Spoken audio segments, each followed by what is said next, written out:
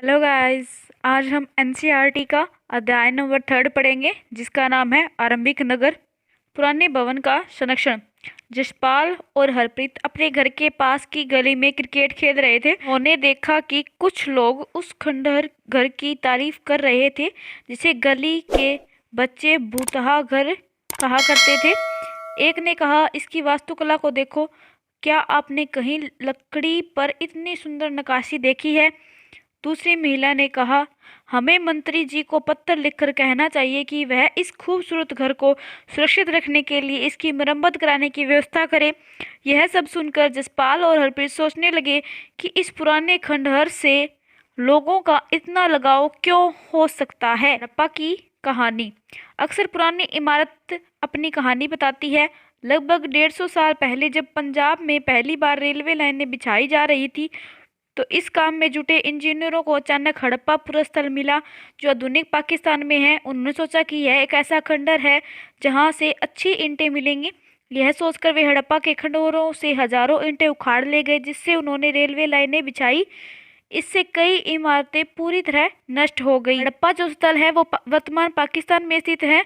जब railway line लगाई जा रही थी, तो उस समय उनके पास जो ईंटें कम पड़ गई थी, इसलिए उनके पास ही उनको एक टीला दिखा। तो उन्होंने सोचा कि इस टीले की क्या पता खुदाई करने से हमें ईंटें मिल जाए। ईंटें मिले भी, लेकिन उनको ये नहीं पता था कि ये ईंटें किसी प्राचीन पुरा स्थल की है।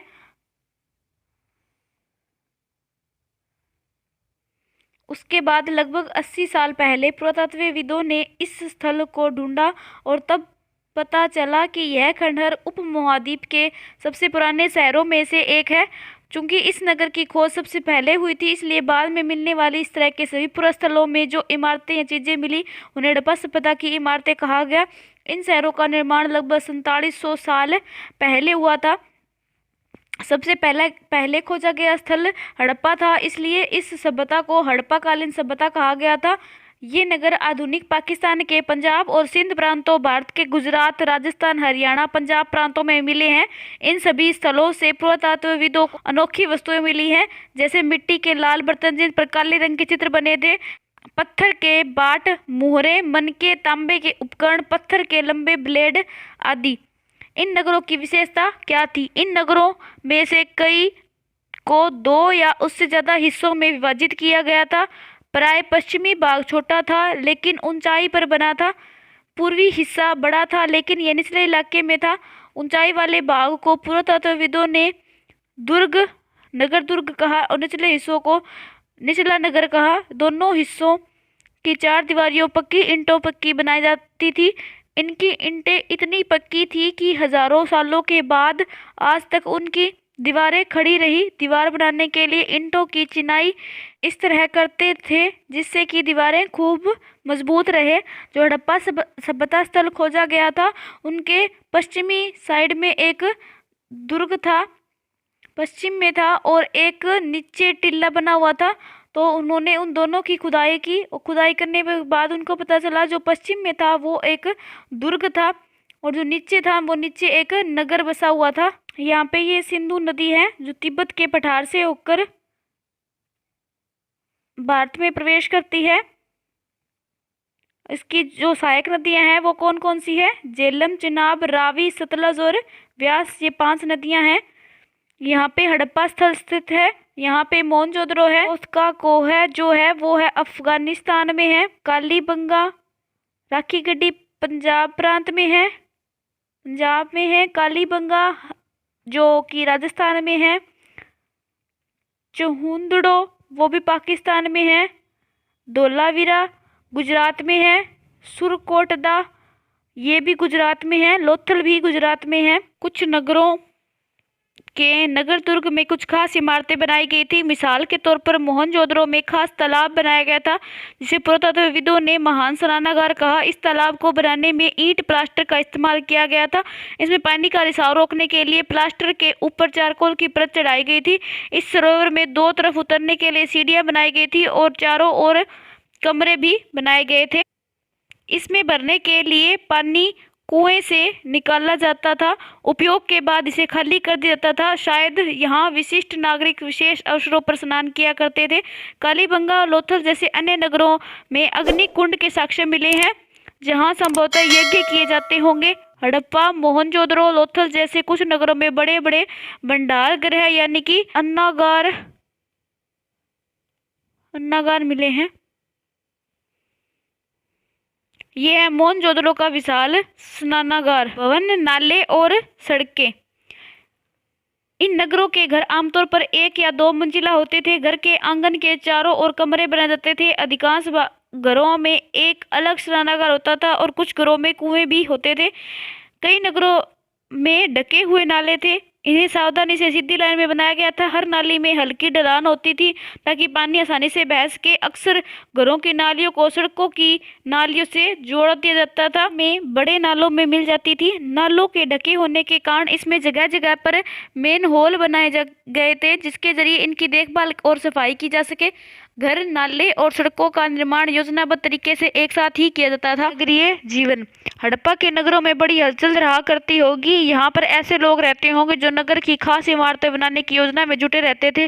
संभवतः यहाँ के शासक थे। यह भी संभव है कि ये शासक लोगों को भेजकर दूर दूर से धातु, बहुमूल्य पत्थर या अन्य उपयोगी चीजें मंगवाते थे। वे शायद शासक लोग खूबसूरत मनकों और सोने चांदी के बने आभूषण जैसी कीमती चीजों को अपने पास रखते होंगे। इन नगरों में लिपिक भी होते थे जो मुहरों पर तो लिखते। लिपिक जो लिखने का काम करते थे उनको लिपिक कहा जाता था।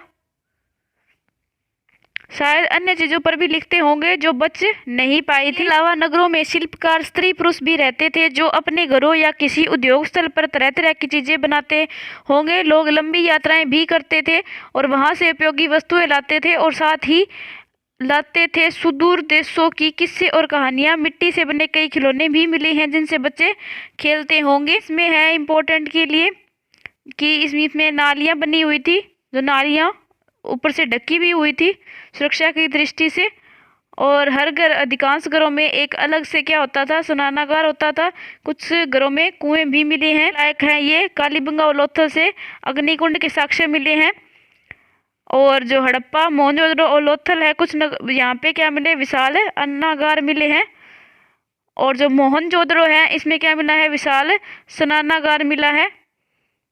ये याद रखोगे। तालाब को बनाने के लिए किस किस चीज का प्रयोग होता था, ईंट और प्लास्टर का प्रयोग होता था। और पानी के रिसाव को रोकने के लिए भी प्लास्टर का प्रयोग होता था। और एक विशाल स्नानागार मिला है जिसके की चारों तरफ से सीढ़ियां होती थी और उसके विशाल स्नानागार के बाहर यहाँ पे कमरे बने हुए थे। इसमें आप लिखोगे कि जो पश्चिम का हिस्सा था वो छोटा था, लेकिन उसमें क्या था, उसमें तो दुर्ग बना हुआ था। और निचले का जो हिस्सा था वो बड़ा था इलाके में, और वहाँ पे क्या था, शहर या नगर बसा हुआ था। और नगर या दुर्ग दोनों के बाहर क्या होती थी, प्राचीर लगी हुई होती थी। दिखाया हुआ है मोहनजोदड़ो की एक सड़क और उसमें बना नाला, और ऊपर एक कुआं दिखाया गया है। बाईं और नीचे हड़प्पा की एक मुहर है। इस मुहर पर ऊपर के एक खास लिपि लिखी हुई है। इसमें जो यहाँ पे है ये एक प्रकार की लिपि है और इस लिपि को आज तक पढ़ा नहीं गया है किसी के भी द्वारा भी। यह प्राचीनतम उदाहरण है। विद्वानों ने इसे पढ़ने की कोशिश की लेकिन अभी तक यह पता नहीं चल पाया कि इसका अर्थ क्या है। दाईं और नीचे पक्की मिट्टी के कुछ खिलौने मिले हैं। नगर और शिल्प। आओ अब कुछ ऐसी चीज़ों के बारे में अध्ययन करें जो हड़प्पा के नगरों से प्राप्त हुई। पुरातत्वविदों को जो चीज़ें मिली वहाँ उनमें अधिकतर पत्थर, शंख, तांबे, कांसे, सोने, चांदी जैसी धातुएं बनाई गई थी। तांबे और कांसे से औजार, हथियार, गहने और बर्तन बनाए जाते थे। सोने और चांदी से गहने और बर्तन बनाए जाते थे। यहाँ मिली सबसे आकर्षक वस्तुओं में मनके, बाट और फलक थे।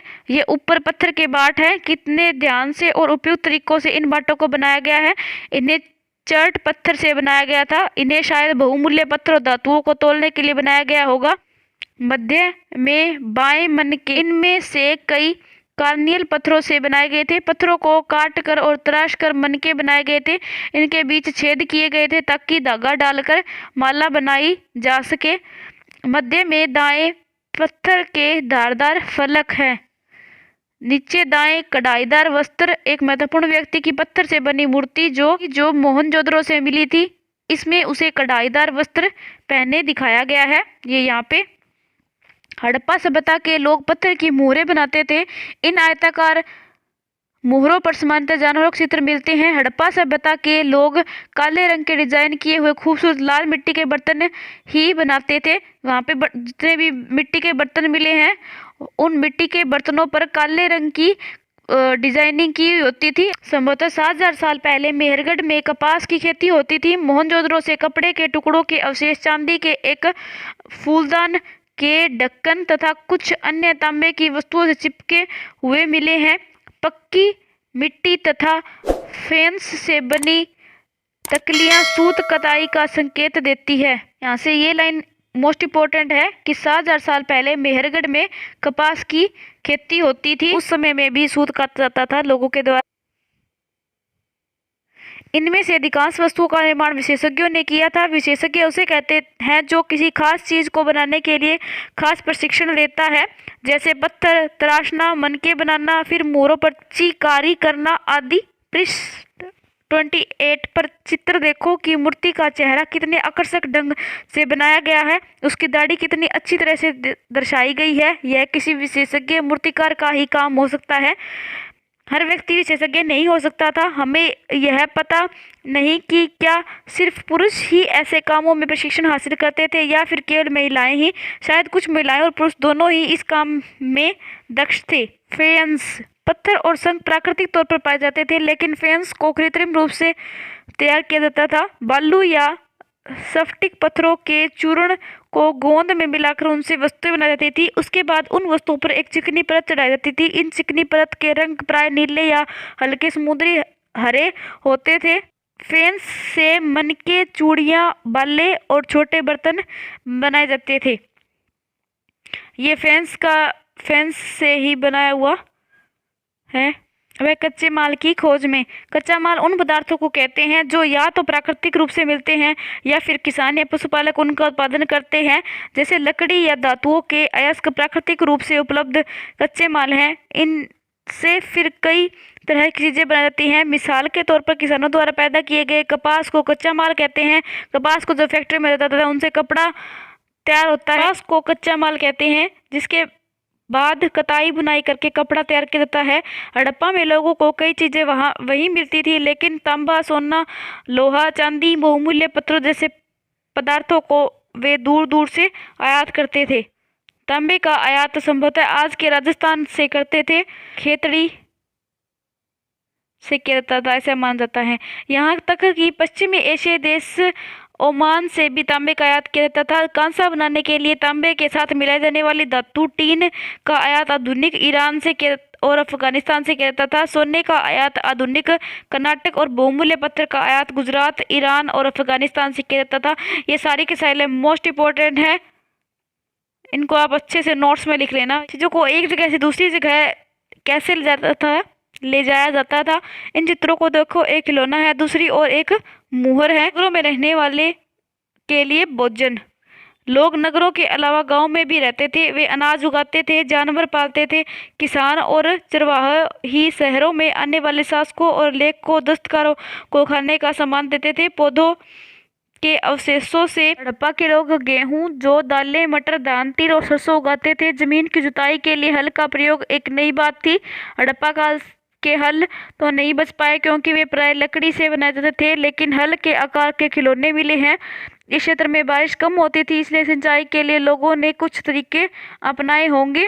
संभवतः पानी का संचय किया जाता होगा, जरूरत पड़ने पर उससे फसलों की सिंचाई की जाती होगी। हड़प्पा के लोग गाय, भैंस, भेड़ और बकरियां पालते थे। बस्तियों के आसपास तालाब, चारागाह होते थे, लेकिन सूखे महीनों में मवेशियों के झुंडों को चारा पानी की तलाश में दूर दूर तक ले जाया जाता था।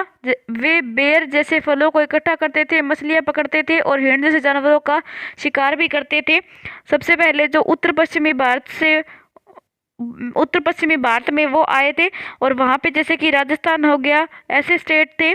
पाकिस्तान का वो प्रांत, कच्छ का रण हो गया, ऐसे स्टेट थे जहाँ पे पानी इतना नहीं होता था। बारिश का पानी ही वो लोग क्या करते थे, इकट्ठा किया करते थे, जिसका प्रयोग वो अपने पीने के लिए भी करते थे, कुछ का प्रयोग सिंचाई के लिए भी करते थे। लेकिन जब वहाँ से वो पानी खत्म होने लग गया तो उनको एक स्थान से दूसरे स्थान पर जाना पड़ा था। और वहाँ पे वो क्या होते थे कि ज़्यादातर बेर उगते हैं, तो वो बेर को इकट्ठा किया करते थे। गुजरात में हड़प्पाकालीन नगर का सूक्ष्म निरीक्षण। कच्छ के इलाके में खदीर बेत के किनारे धोलावीरा नगर बसा था। ये गुजरात में है धोलावीरा। वहाँ साफ पानी मिलता था, जमीन उपजाऊ थी। जहाँ हड़प्पा के कई नगर 2 भागों में विभक्त थे, वहीं धोलावीरा के नगर है वो 3 भागों में थे। ये लाइन बहुत इंपॉर्टेंट है। इसके हर हिस्से के चारों ओर पत्थर की ऊंची ऊंची दीवारें बनाई गई थी। इसके अंदर जाने के लिए बड़े बड़े प्रवेश द्वार थे। इस नगर में एक खुला मैदान भी था जहां सार्वजनिक कार्यक्रम आयोजित किए जाते थे। जो स्टेडियम के अवशेष है वो कहाँ से मिले हैं, धोलावीरा से ही मिले हैं। जहां मिले कुछ अवशेषों में हड़प्पा लिपि के बड़े बड़े अक्षरों को पत्थरों में खुदा पाया गया। इन अभिलेखों को संभवतः लकड़ी में जड़ा गया था। यह एक अनोखा अवशेष है क्योंकि आमतौर पर हड़प्पा के लिए एक मुहर जैसे छोटी वस्तुओं पर पाए जाते थे। यहाँ पे पत्थरों पर हड़प्पा लिपि को खोदा गया था। गुजरात की खंभात की खाड़ी में मिलने वाली साबरमती की एक उपनदी के किनारे बसा लोथल नगर ऐसे स्थान पर बसा था जहाँ कीमती पत्थर जैसा कच्चा माल आसानी से मिल जाता था। यह पत्थरों, शंखों, धातुओं से बनाई गई चीजों का एक महत्वपूर्ण केंद्र था। इस नगर में एक भंडारगृह भी था। इस भंडारगृह से कई मुहरे में मुद्रांकन, मुहरबंदी, गीली मिट्टी पर दबाने से बनी उसकी छाप मिले हैं। लोथल का बंदरगाह है। यह बड़ा तालाब लोथल का बंदरगाह रहा होगा जहां समुद्र के रास्ते आने वाली नावें रुकती थी। संभवतः यहाँ पर माल चढ़ाया और उतारा जाता था। यहाँ पर एक इमारत मिली है जहाँ संभवतः मनके बनाने का काम होता था। पत्थर के टुकड़ों, अध बने मनके बनाने वाले उपकरण, तैयार मनके भी यहाँ मिले हैं। मुद्रा या मुहर और मुद्रांकन या मुहरबंदी। मुहरबंदी का क्या मतलब होता था, जब मिट्टी गिल्ली होती थी तो उसके ऊपर कोई भी चीज़ को छाप दिया जाता था। जैसे कोई भी ऐसे मान लो ये कोई डायग्राम सा था होता था, छाप होती थी, छाप को ऐसे गिल्ली मिट्टी के ऊपर दबा दिया जाता था। दबाने से ऐसे ऐसे निशान बन जाते थे उसके ऊपर, तो इसे ही क्या गया है, मुहरबंदी। मुहरों का प्रयोग सामान से भरे उन डिब्बों और थैलों को चिन्हित करने के लिए किया जाता था जिन्हें एक जगह से दूसरी जगह भेजा जाता था। थैले को बंद करने के बाद उनके मुहानों पर गीली मिट्टी पोत कर उन पर मुहर लगाई जाती थी। मुहर की छाप को मुहरबंदी कहते हैं। अगर यह छाप टूटी हुई नहीं होती थी तो यह साबित हो जाता था कि सामान के साथ छेड़छाड़ नहीं हुई है। सभ्यता के अंत का रहस्य। लगभग 3900 साल पहले एक बड़ा बदलाव देखने को मिलता है। अचानक लोगों ने इन नगरों को छोड़ दिया। लेखन, मुहर, बाटों का प्रयोग बंद हो गया। दूर दूर से कच्चे माल का आयात काफी कम हो गया। मोहनजोदड़ो में सड़कों पर कचरे के ढेर बनने लगे। जल निकास की प्रणाली नष्ट हो गई थी। सड़कों पर ही झुग्गीनुमा घर बनाए जाने लगे थे। यह सब क्यों हुआ कुछ पता नहीं। कुछ विद्वानों का कहना है कि नदियां सूख गई। ये जो पैराग्राफ है इसमें जितने भी जो कारण दिए हैं वो सभी कारण आपको याद होना चाहिए। इन कारणों से भी बहुत बार क्वेश्चन पूछे गए हैं। जैसे कि स्टार्टिंग में क्या दिया, कुछ विद्वानों का कहना है कि नदियां सूख जाने के कारण ये सब हुआ। अन्य का मानना है कि जंगलों का विनाश हो गया था और ईंट पकाने के लिए ईंधन की जरूरत पड़ती थी। इसके अलावा मवेशियों के बड़े बड़े झुंडों से चारागाह और घास वाले मैदान समाप्त हो गए थे, ये कारण था। या फिर कुछ इलाकों में बाढ़ आ गई थी। लेकिन इन कारणों से यह स्पष्ट नहीं हो पाता कि सभी नगरों का अंत कैसे हो गया, क्योंकि बाढ़ और नदियों के सूखने पर का असर कुछ ही इलाकों में हुआ होगा। ऐसा लगता है कि शासकों का नियंत्रण समाप्त हो गया। जो भी हुआ हो, परिवर्तन का असर बिल्कुल साफ दिखाई देता है। आधुनिक पाकिस्तान के सिंध और पंजाब की बस्तियां उजड़ गई। कई लोग पूर्व और दक्षिण के इलाकों में नई और छोटी बस्तियों में जाकर बस गए। इसके लगभग 1400 साल बाद नए नगरों का विकास हुआ अन्यत्र। अपने एटलस में मिस्र को ढूंढो। नील नदी के आसपास वाले इलाकों को छोड़कर मिस्र का अधिकांश भाग रेगिस्तान होता है। नील नदी के किनारे भी सभ्यता का विकास हुआ था जो कि सिंधु घाटी सभ्यता के समांतर मानी जाती है। लगभग 5000 साल पहले मिस्र में शासन करने वाले राजाओं ने सोना, चांदी, हाथी दांत, लकड़ी और हीरे जवाहरात लाने के लिए अपनी सेनाएं दूर दूर तक भेजी। इन्होंने बड़े बड़े मकबरे बनवाए जिन्हें पिरामिड के नाम से जाना जाता है। राजाओं के मरने पर उनके शवों को इन्हीं पिरामिडों में दफनाकर सुरक्षित रखा जाता था। इन शवों को मम्मी कहा जाता है। उनके शवों के साथ और उनके और भी अनेक चीज़ें दफनाई जाती थी। इसमें खाद्यान्न, पेय, वस्त्र, गहने, बर्तन, वाद्य यंत्र, हथियार, जानवर शामिल है। कभी कभी शव के साथ उनके सेवक और सेविकाओं को भी दफनाया जाता था। दुनिया के इतिहास में शवों को दफनाने की परंपरा को देखते हुए मिस्र में सबसे ज्यादा धन दौलत का खर्चा किया जाता था। अभ्यास के क्वेश्चन करेंगे अब। पुरातत्वविदों को कैसे ज्ञात हुआ कि हड़प्पा सभ्यता के दौरान कपड़े का उपयोग हुआ था? तो चैप्टर में बताया गया था कि जो 7,000 साल पहले मोहनजोदड़ो में क्या हुआ था कि मोहनजोदड़ो में एक चांदी का एक ढक्कन था और एक कपड़े के टुकड़े के अवशेष मिले हैं उनके ऊपर, या फिर फेंस में भी जो तकलियां मिली हैं कपड़े बुनने की, तो उनसे पता चलता है कि वहां पे लोगों के द्वारा कपड़ा भी बुना जाता था और उपयोग में भी लिया जाता था। नंबर दो क्वेश्चन है, निम्नलिखित को सम्मिलित करें। तांबा कहाँ से लिया जाता था? राजस्थान से। सोना कहाँ से? कर्नाटक से। टीन अफगानिस्तान से। और बहुमूल्य पत्थर कहाँ से लिए जाते थे? गुजरात से लिए जाते थे। इस प्रकार हमारा चैप्टर कंप्लीट हो गया। बाकी हम नेक्स्ट वीडियो में करेंगे। ठीक है।